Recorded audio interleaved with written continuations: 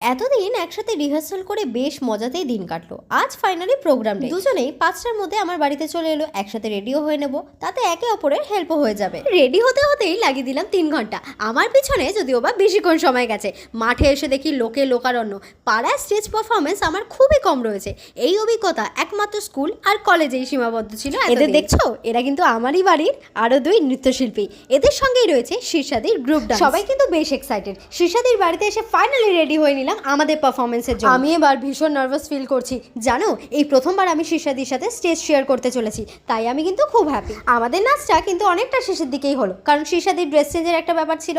ভাবা যায় 3 মিনিটের নাচের জন্য এতদিন কত কসরত, আর দেখো স্টেজে উঠতে না উঠতেই শেষ। আর সামলানো গেল না, স্টেজ থেকে নেমেই প্যাকেট পুরো ফাঁকা। আমার কিন্তু এই রবীন্দ্র জয়ন্তী বেশ কাটলো। প্রোগ্রাম শেষ করেই রাত 11টা নাগাদ বাড়ি ফিরলাম একটা বেঘাগে নিজেদের জন্য। ঝটপট জানিয়ে দাও এবছর রবীন্দ্র জয়ন্তী তোমাদের কেমন কাটলো। Bye bye.